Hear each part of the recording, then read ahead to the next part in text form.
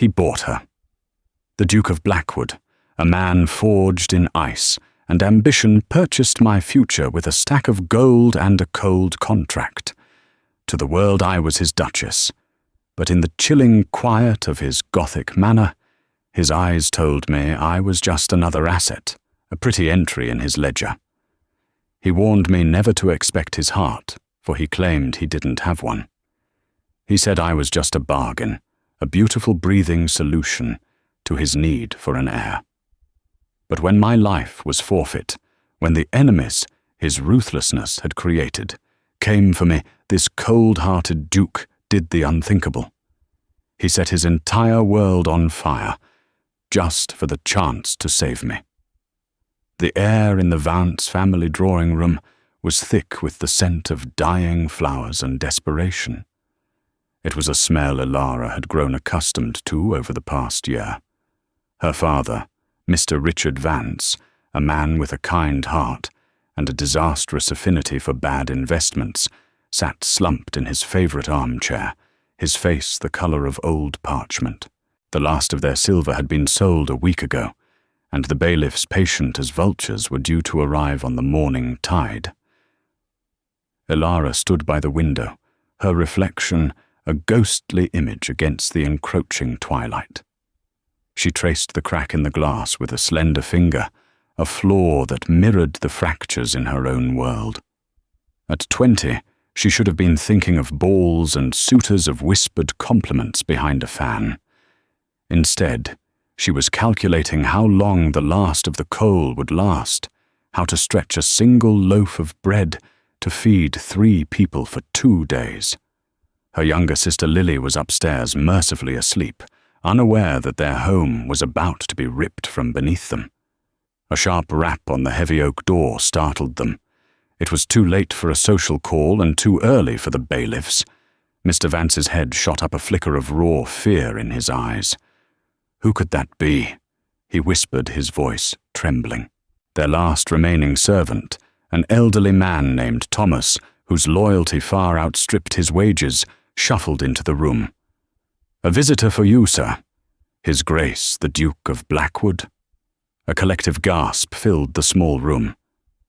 The Duke of Blackwood, Alistair Beaumont, was a name whispered in both awe and terror throughout London society. He was fabulously, almost obscenely wealthy, a man who had taken a tarnished and debt-ridden dukedom and single-handedly rebuilt it into an empire of shipping coal and finance. But his methods were said to be as cold and unforgiving as a winter sea. He was ruthless, reclusive, and utterly unconcerned with the opinions of others. What could a man like that possibly want with a ruined gentleman like Richard Vance show him in? Thomas Mr. Vance said, attempting to straighten his worn cravat and rise to his feet. The Duke of Blackwood entered the room, not with a stride, but with a presence that seemed to consume the available air. He was taller than Elara had imagined, dressed in a perfectly tailored black coat that made no concessions to the fading fashions of the day. His face was all sharp angles and stark planes, with eyes the colour of grey storm clouds. He surveyed the shabby room, his gaze missing nothing from the threadbare carpet to the water stain on the ceiling. There was no pity in his expression, only assessment. "Mr. Vance," he said, his voice, a low baritone that sent an involuntary shiver down Elara's spine. He gave a curt nod, his eyes flicking to Elara for a fraction of a second before dismissing her. "I will not waste your time with pleasantries. I am aware of your financial predicament." Mr. Vance flushed a deep, painful red. "Your Grace, I am not at liberty to discuss my private affairs. Your affairs ceased to be private the moment your debts exceeded the value of your estate." The Duke cut in his tone, sharp as shattered glass. "You owe a collective £80,000 to a dozen creditors. Your home is forfeit. By the end of the week you will be in Fleet Prison, and your daughters will be on the street." Each word was a hammer blow, clinical and cruel in its accuracy. Elara felt a surge of protective anger. She stepped forward from the shadows of the window. "Your Grace, You have no right to come into our home and speak to my father in such a manner." Alistair Beaumont's gaze finally settled on her, and for the first time she felt the full unnerving weight of his attention. It was like being examined under a lens, assessed and catalogued. His eyes lingered for a moment, and a strange, unreadable expression flickered across his features before being suppressed. "Miss Vance," he acknowledged, his voice softening by a fraction. "Courage is an admirable quality, but it does not pay debts." He turned back to her father. "I am not here to gloat, Mr. Vance. I am here to make you an offer." Hope, a fragile and dangerous thing, fluttered in Mr. Vance's chest. "An offer I will settle every pound of your debt," the Duke stated plainly. "I will purchase this house and sign it over to you free and clear. I will provide a dowry for your younger daughter and settle an annuity on you for the remainder of your days. You and your family will be secure permanently." The sheer scale of the offer was staggering. It was not just a rescue, it was a complete restoration. Mr. Vance stared, his mouth agape. "But why? What could you possibly want in return? I have nothing left to offer." The Duke's gaze shifted once more, locking on to Elara. It was intense, proprietary, and it made the hairs on her arms stand on end.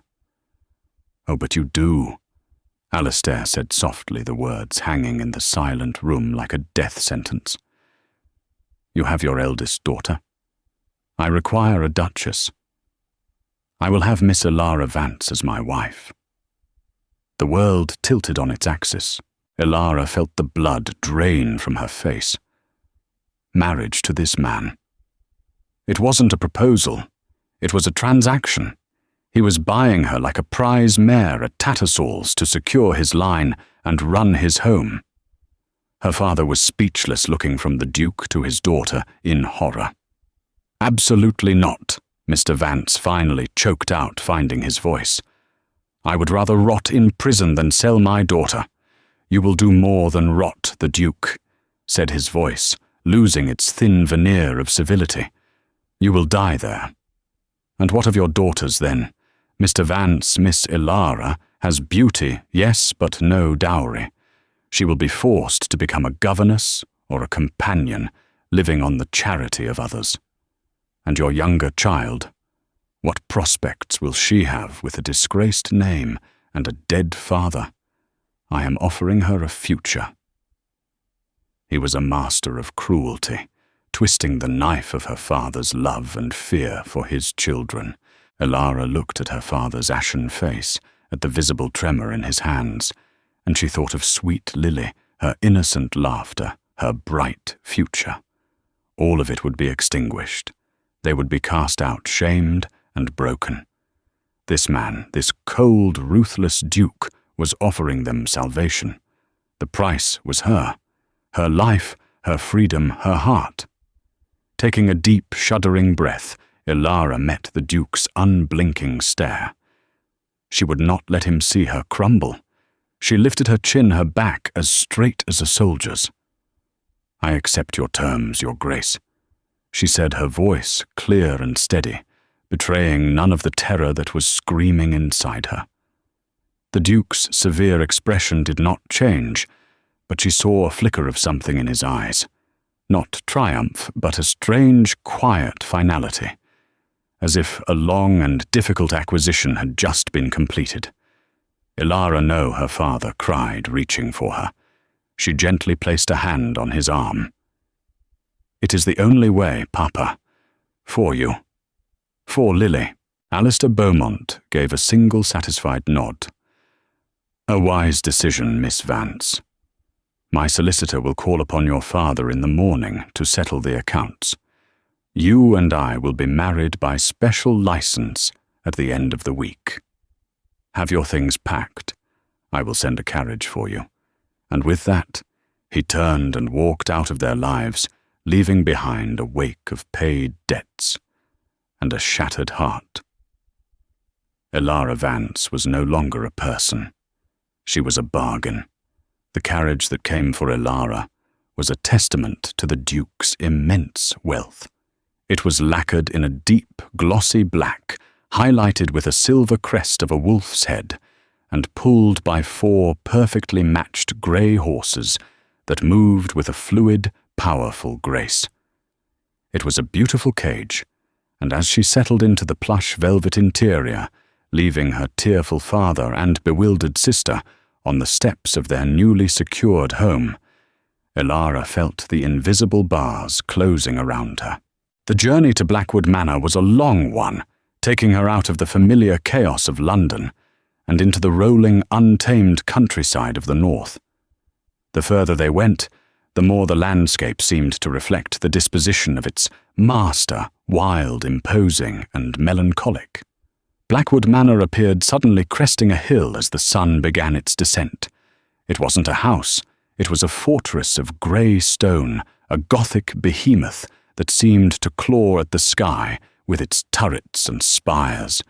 It was magnificent and terrifying in equal measure, a place built to project power, not comfort. The Duke was not there to greet her. Instead, she was met at the towering front doors by a stern, rail-thin woman in a severe black dress. Duchess, the woman said, her voice devoid of warmth, as she executed a curtsy. "I am Mrs. Albright, the housekeeper. His Grace is occupied with business and has instructed me to show you to your chambers." There was no welcome, no kindness. Elara was escorted through a grand hall of chilling marble and dark ancestral portraits, whose eyes seemed to follow her with silent judgment. The air was cold, carrying the scent of beeswax and old stone. The silence was absolute, broken only by the echo of their footsteps. This was not a home, it was a mausoleum.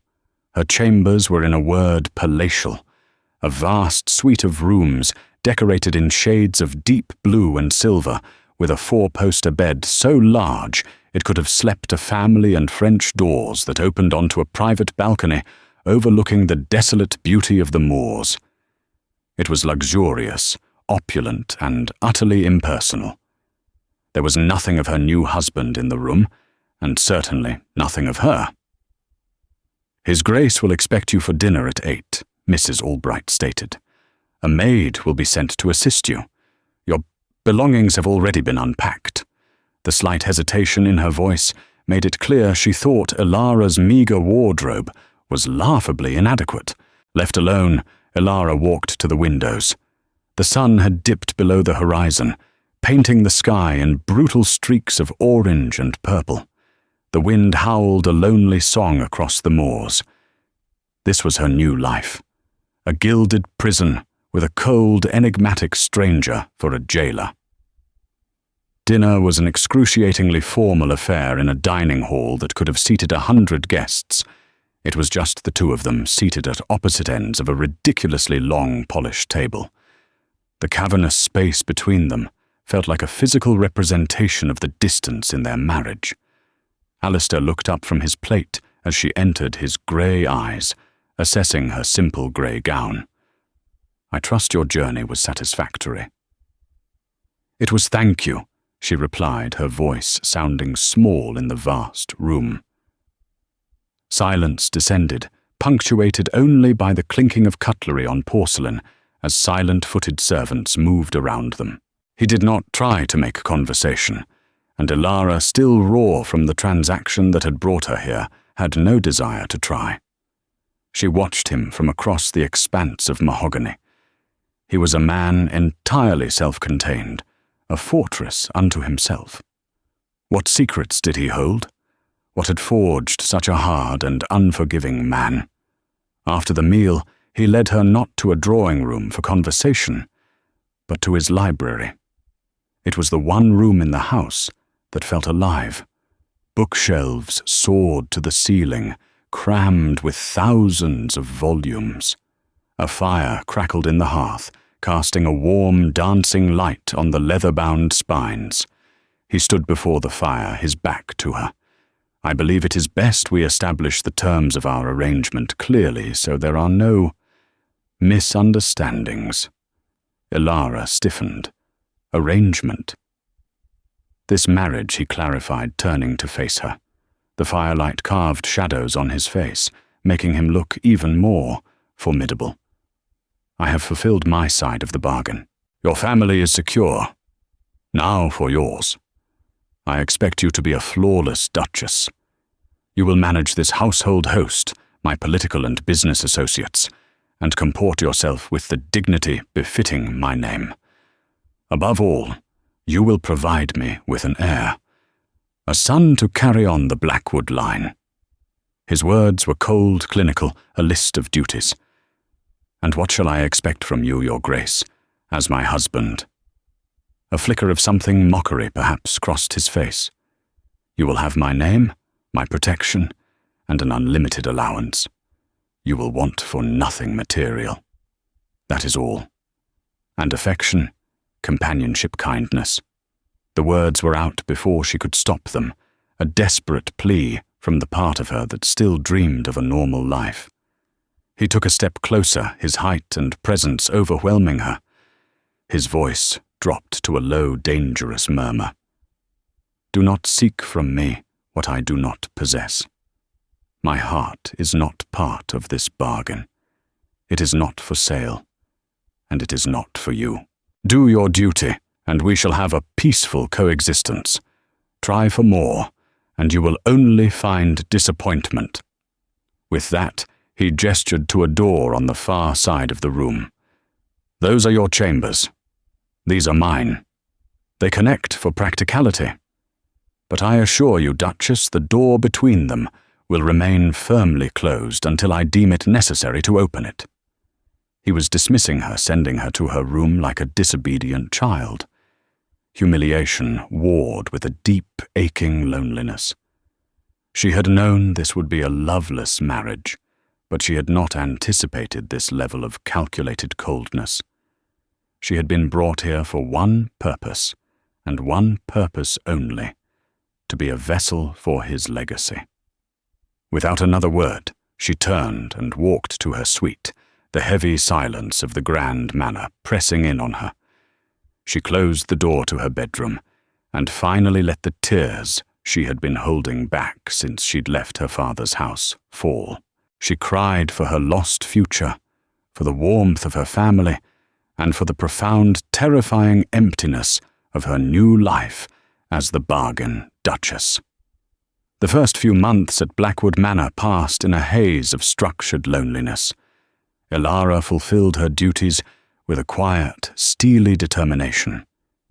She met with Mrs. Albright every morning, her intelligence and natural grace slowly earning the housekeeper's grudging respect as she learned the intricate workings of the vast estate. She discovered she had a talent for management, finding small efficiencies and bringing a touch of warmth to the cold, oppressive atmosphere of the house, adding fresh flowers to rooms and ensuring the fires were always lit. Alistair remained a distant, enigmatic figure. They dined together in silence, their evenings spent in the library, where he would immerse himself in ledgers and she would lose herself in a book. He was polite, correct, and as remote as the moon. The door between their chambers remained, as he had promised, firmly shut. Yet slowly, Elara began to see things. Tiny, almost imperceptible cracks in the Duke's icy armor. One blustery afternoon, seeking refuge from the oppressive silence of the house, she wrapped herself in a thick cloak and went for a walk towards the stables. As she rounded the corner of the large stone building, she heard voices. Peeking through a gap in the weathered wood, she saw Alistair. He was not with a business associate or a steward, but with a young stable boy, no older than 10, who was weeping silently over the still body of a small dog. Elara expected the Duke to be dismissive or annoyed. Instead, he knelt, his expensive trousers brushing against the hay-strewn floor. He placed a hand on the boy's shoulder, his voice so low and gentle Elara could barely hear it. He was a good dog, Thomas Alistair said, brave and loyal. He was my best friend, Your Grace. The boy sniffled. "I know," Alistair replied, and there was a profound sadness in his tone that startled Elara.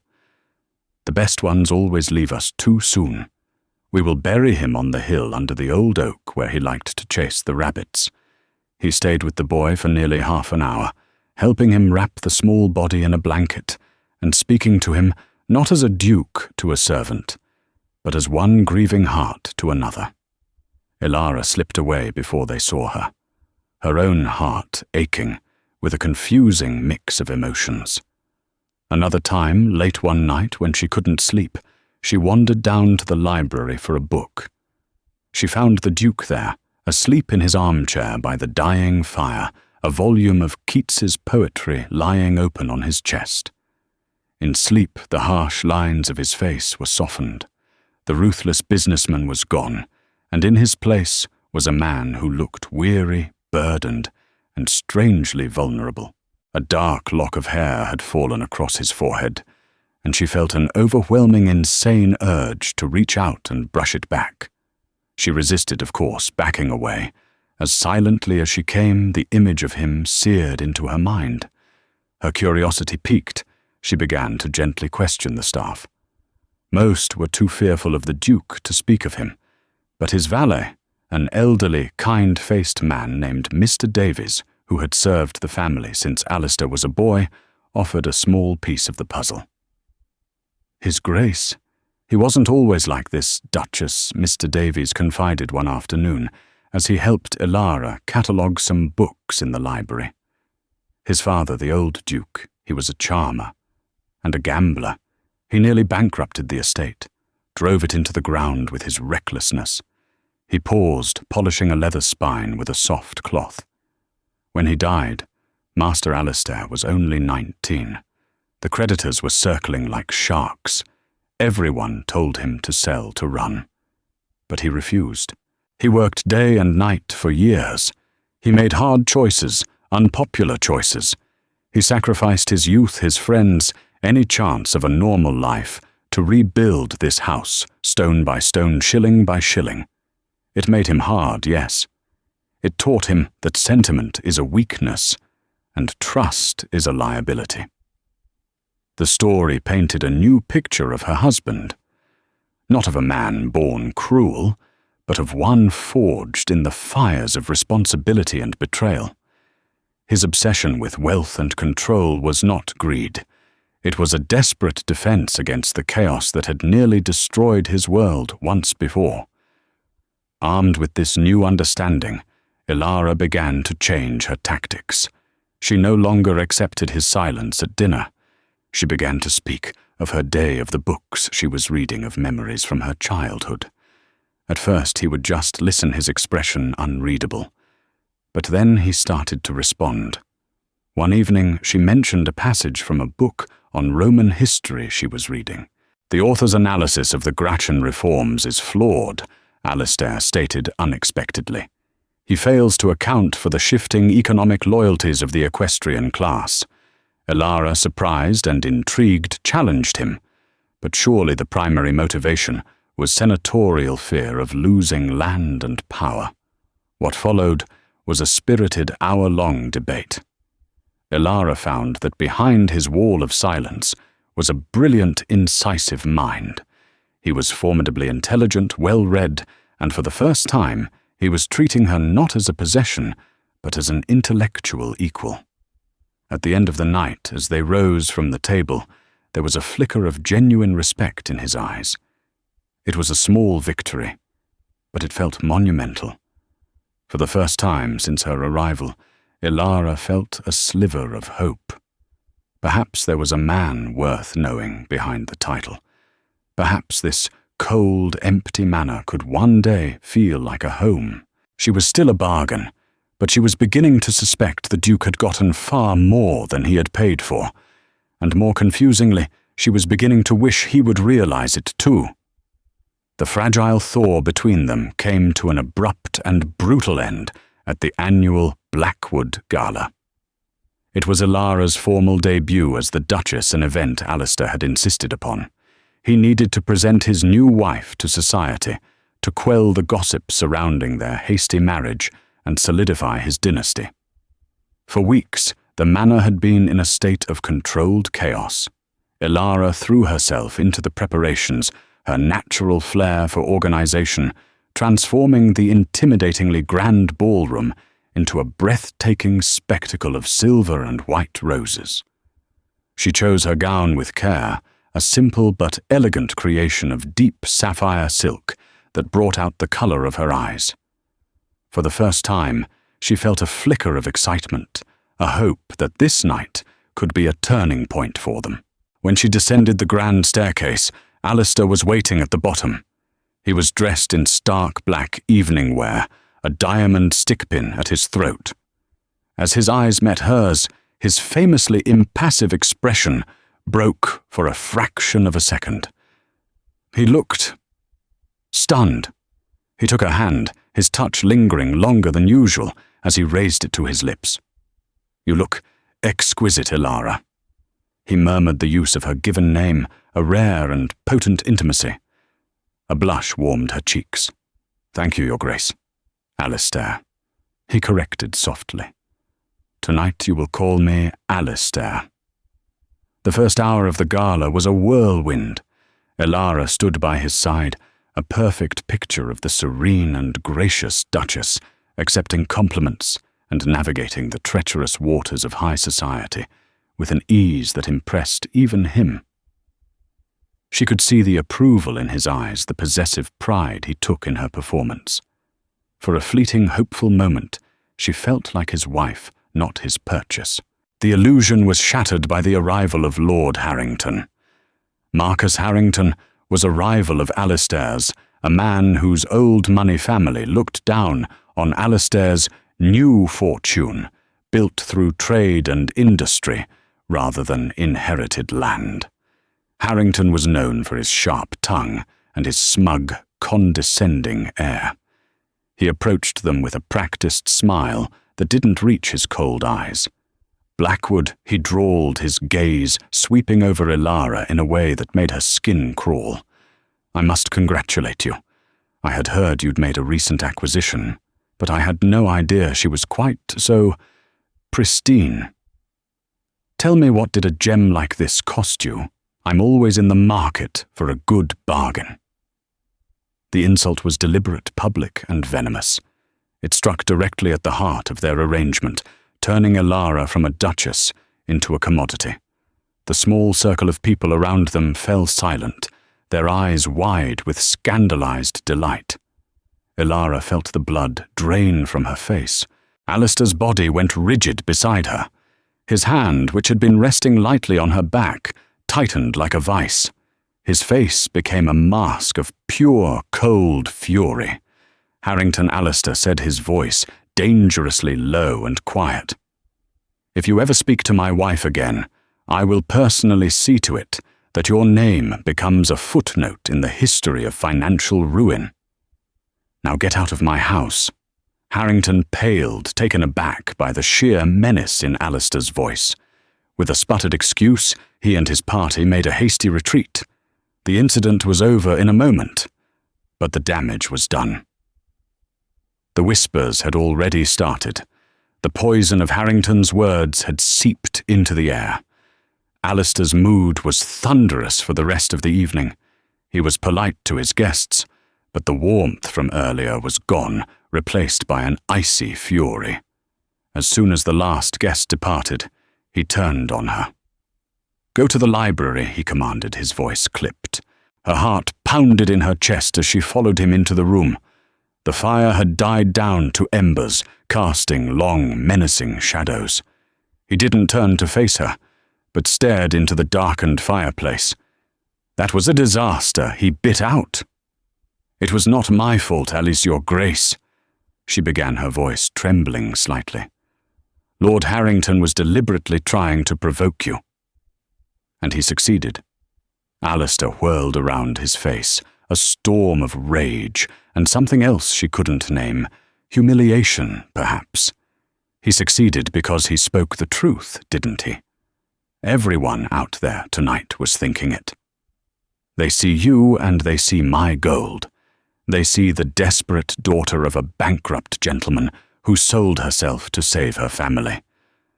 The cruelty of his words was like a physical blow. "That is not fair," she whispered, tears stinging her eyes. "Fair?" He let out a harsh, bitter laugh. "Nothing about this is fair. I have spent my entire life building a name that commands respect, a name that no one would dare slander. I have fortified my empire against any attack, any weakness. And then I bring you here, and in one night you have become that weakness. My one vulnerability." He was pacing now, his movements agitated like a caged wolf. "I saw the way you looked at me tonight. You are starting to have expectations. You think these conversations, these small kindnesses, mean something more."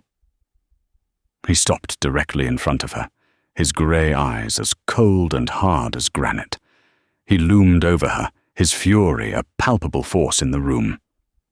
"Let me make this perfectly clear so you are never confused again." He snarled his voice, dropping to a venomous whisper. "Do not mistake my duty to protect my name for affection for your person. You were just a bargain, Elara. A transaction.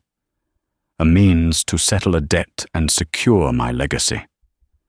You are the mother of my future heir, and for that I will keep you safe. But you are nothing more. Nothing more." The words echoed in the cavernous silence of the library, shattering the last of her fragile hope.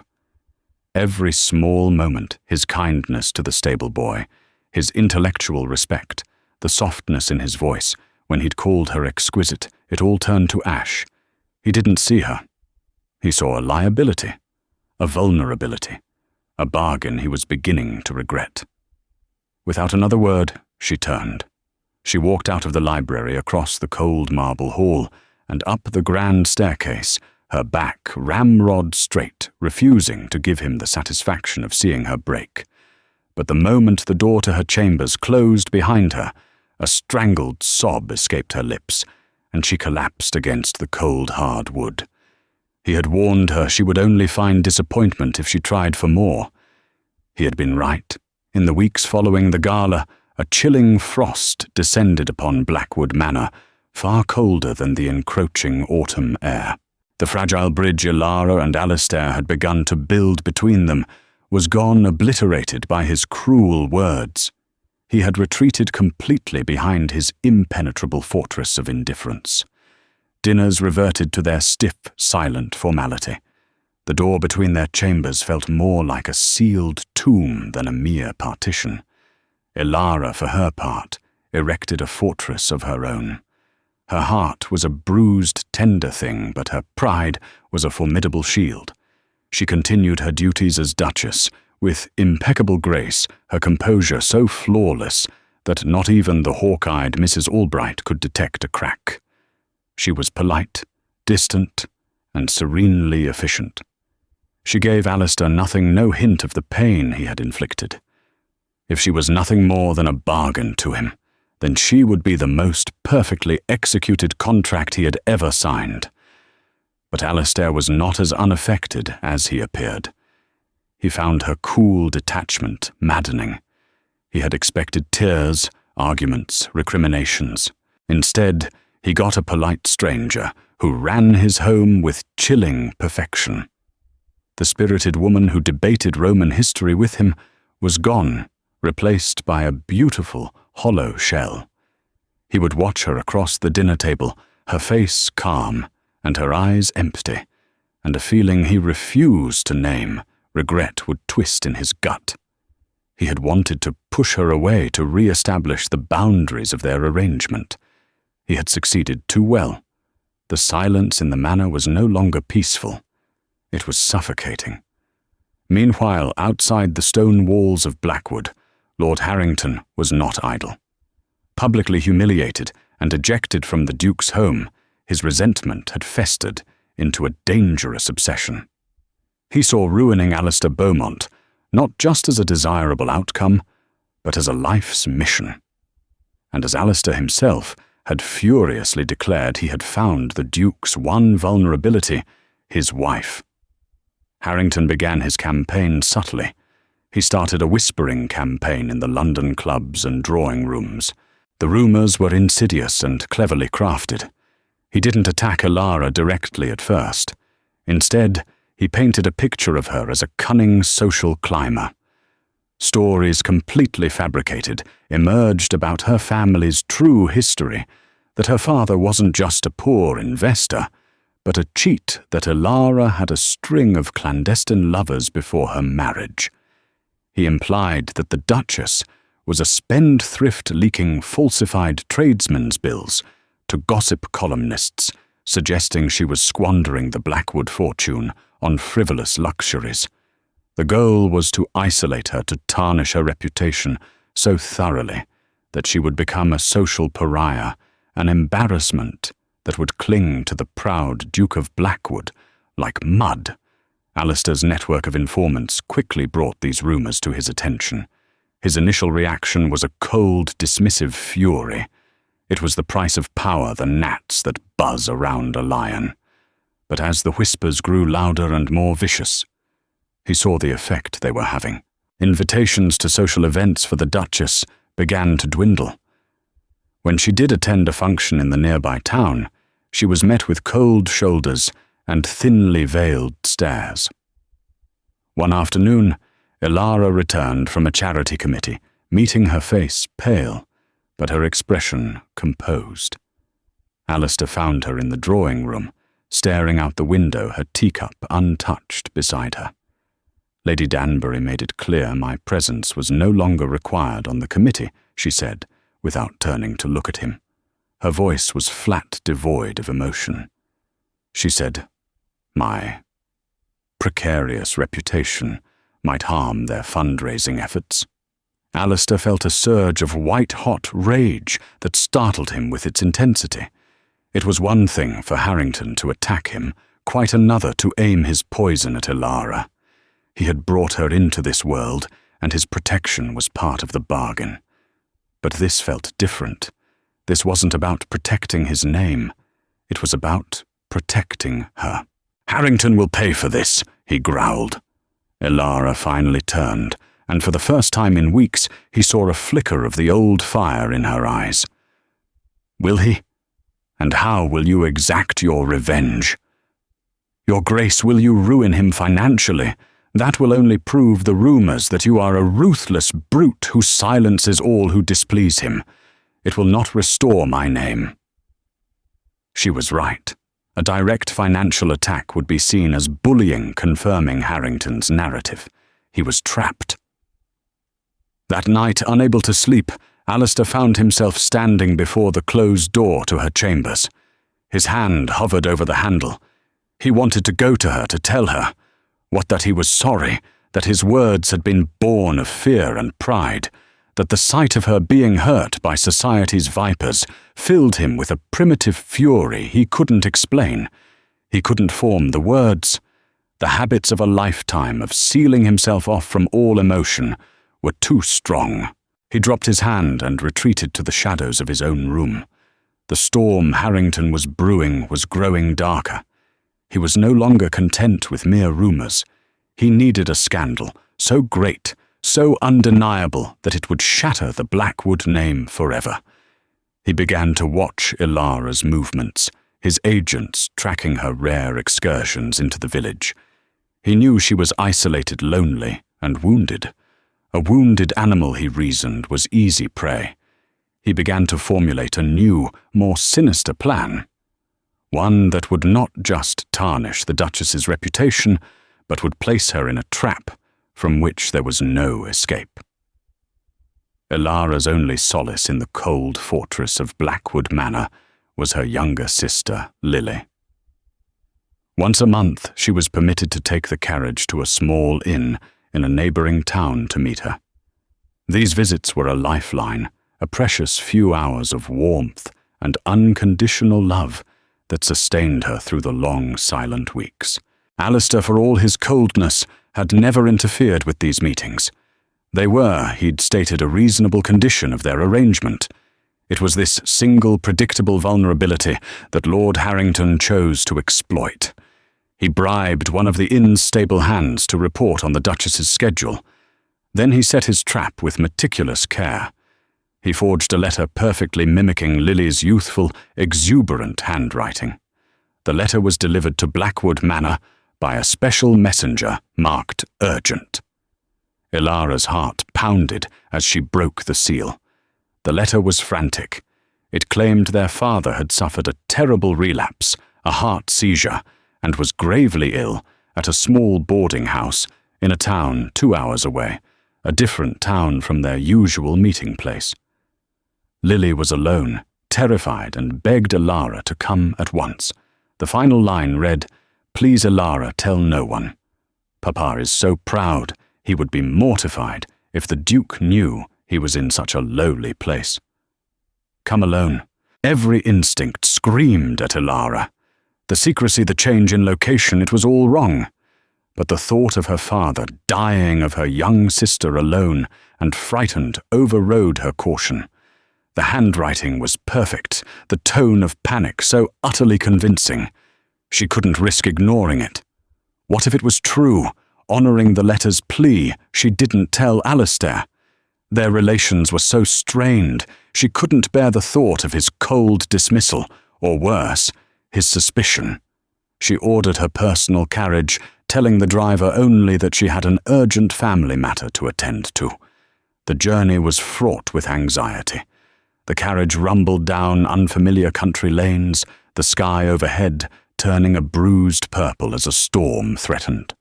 The address in the letter led them to a dilapidated, isolated coaching inn called the Crow's Perch, set far back from the main road and surrounded by a dark, foreboding wood.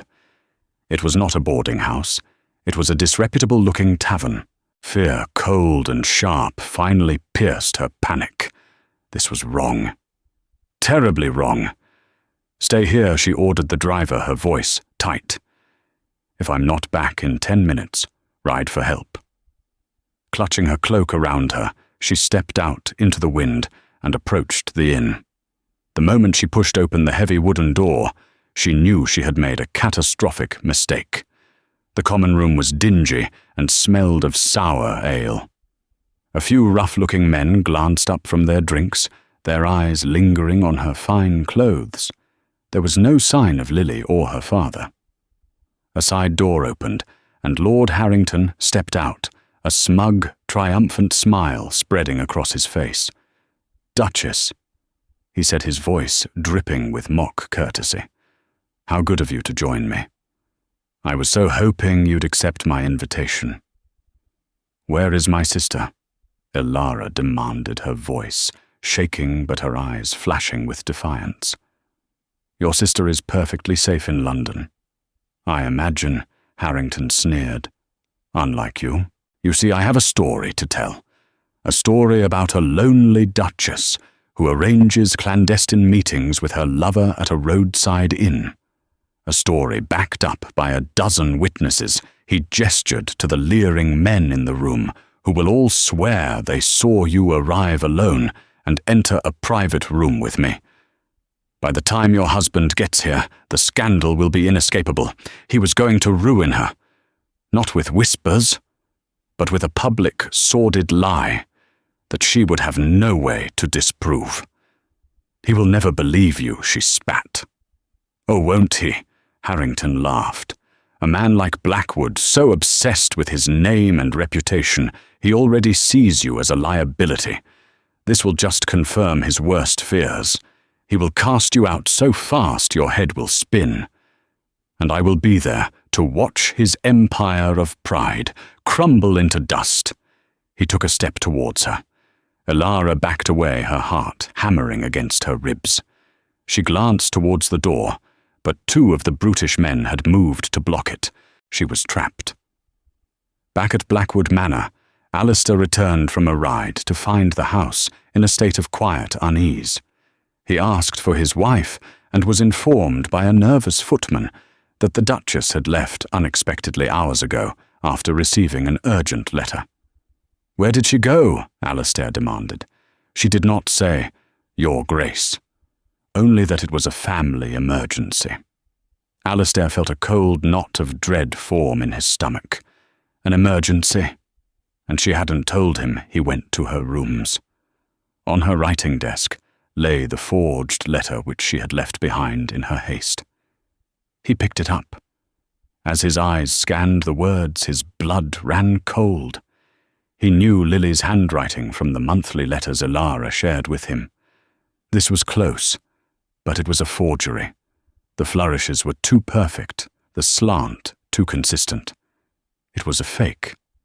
And the plea for secrecy, the insistence she come alone, it was a trap.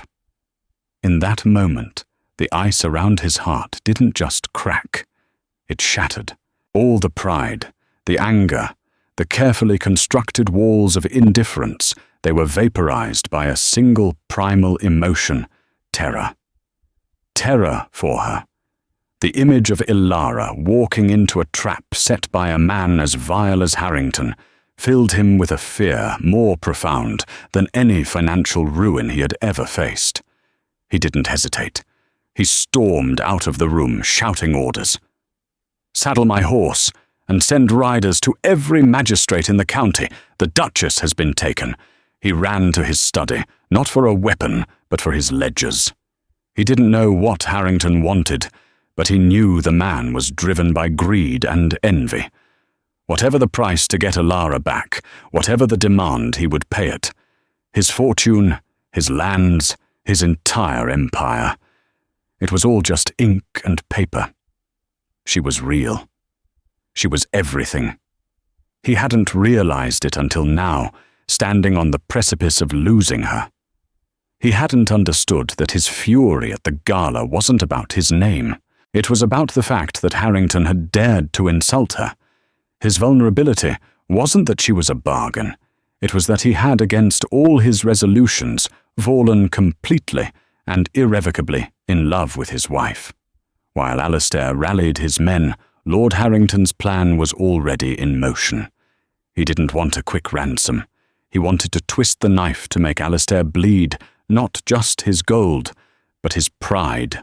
Once Elara was secured in a private room at the Crow's Perch, a grim-faced messenger was dispatched to Blackwood Manor.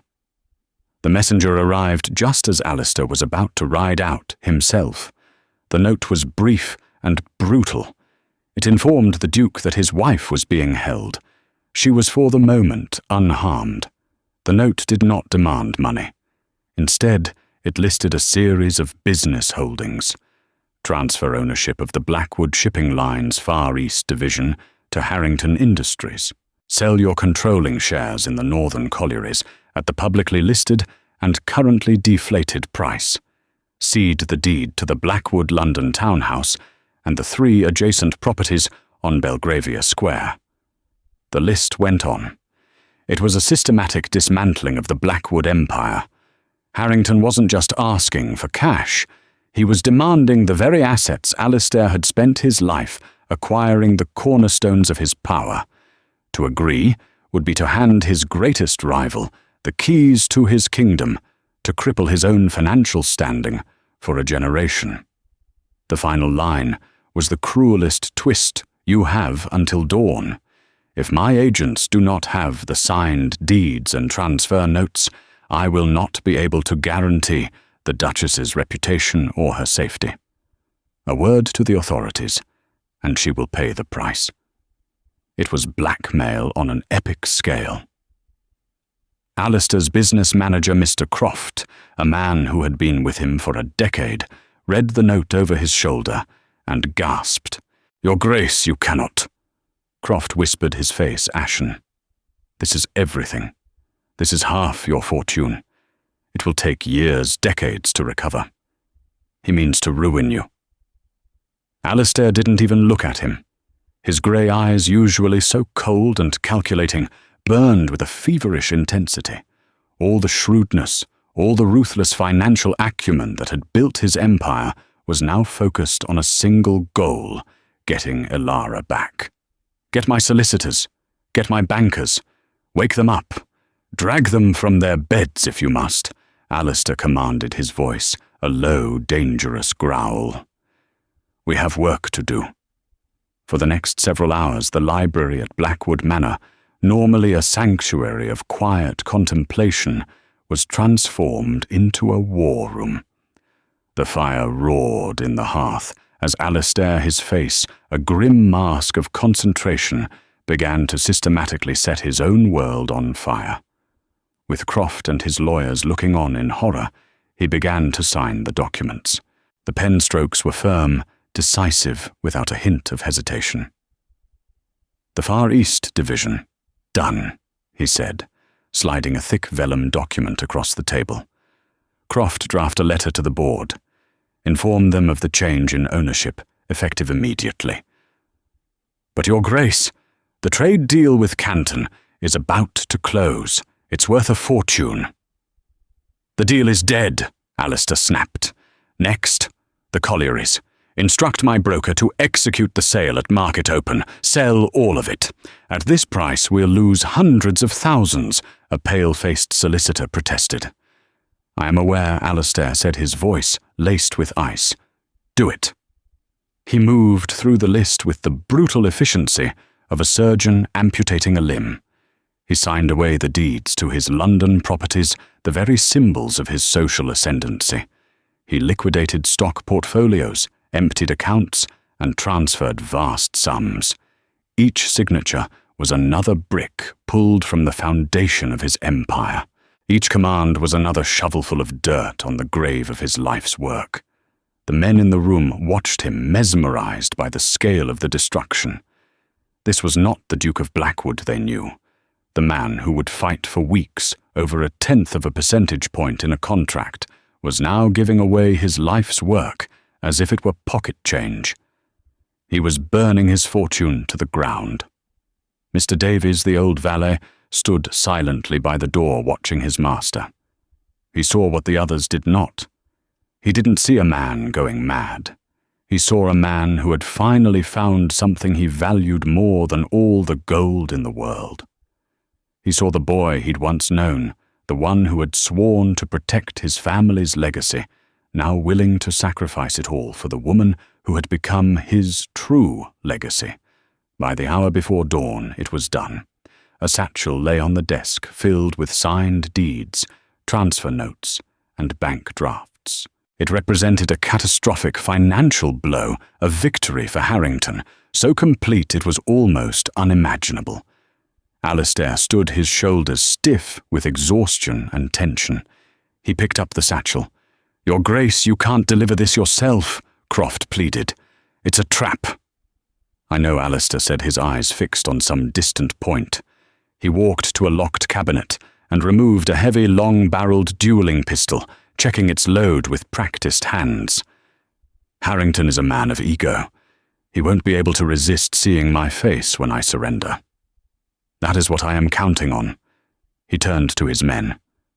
"The magistrates will have my instructions. They will move on my signal. But I am going in alone. This is between Harrington and me." He strode from the room, the satchel in one hand, the cold weight of the pistol tucked into his coat. He was no longer a duke, a financier, or an empire builder. He was just a man walking into the fire to save his wife. The fortune was gone. All that mattered now was her. Alistair entered the Crow's Perch like a storm front, the satchel containing his ruined fortune held loosely in one hand. Lord Harrington was waiting, a smug, triumphant smile on his face. "Blackwood," he gloated. "Come to surrender your kingdom." Alistair threw the heavy leather satchel onto the table between them. "It's all there. Every last signature." "Now where is my wife?" Harrington laughed, his greed palpable, as he opened the bag and thumbed through the deeds. "To think the great Duke brought to his knees for a pretty little thing you picked up from the gutter." As he spoke, a noise from outside drew their attention, a splash and a clatter from the alley. A moment later, Elara appeared at the inn's side door, drenched, bruised, but fiercely alive. She had jumped from a second-story window. Seeing she was free was the only signal Alistair needed. The fortune was already ash in his mind. In one fluid motion, he drew a pistol from his coat and fired not at Harrington, but at the oil lantern hanging over the table. It exploded, showering the precious documents in fire. No, Harrington shrieked as his victory went up in flames.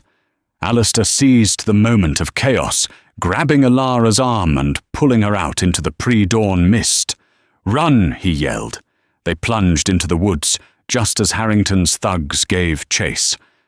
But their flight was short-lived. The thunder of hoofbeats surrounded them as the magistrates and Alistair's estate guard burst from the trees, their guns levelled. Harrington and his men were swiftly apprehended.